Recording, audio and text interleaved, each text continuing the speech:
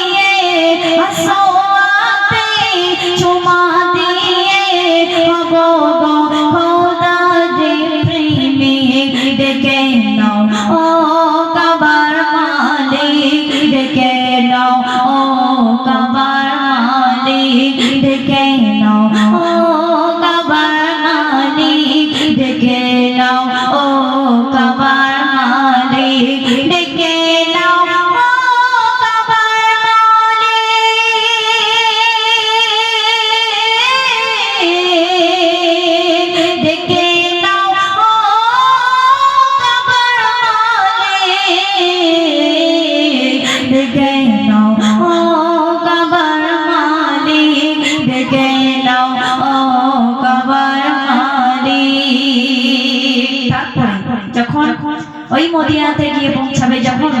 চারিদিকে যখন কাবা তাওয়াফ হয়, সাফা মারওয়ায় তাকবীরের ধ্বনি হয়, সেই সময় আল্লাহ পাক তোমার আলমে যখন মদিনাতে পৌঁছাবে আর যখন রাসূল পাকের রওজা আপনি নিজের চোখে দেখবেন, তখন আপনার দিলের চাহিদা কেমন হবে। কবি দ্বিতীয় ছন্দে লিখছে, দেখো। শীতলি ছায়ায় পাক মদিনায় যখন আমি করব প্রবেশ, নবীজিকে সালাম দেব, করবে মনে রবে না ক্লেশ, রওজার জালি ধরে কাঁদব, রওজার জালি ধরে কাঁদব, হব নবীর সাথে ডেকে নাও ও কাবার মালিক, ডেকে নাও ও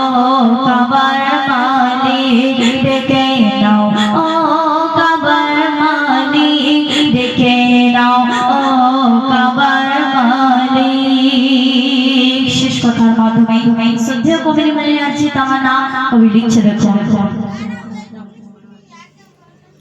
দুনিয়াতে আছে শহর তার হাকিকাত, দুনিয়াতে আছে জান্নাত, মক্কা মদিনা তার হাকিকাত, জান্নাতে নয় মদিনা হয়, সেথায় খুঁজে পাবে না মেহমান করিবে পান, মেহমান করবে জমজম পান, খোদার গো করো সেই নসিব, দেখে নাও ও কাবার মালিক, দেখে নাও ও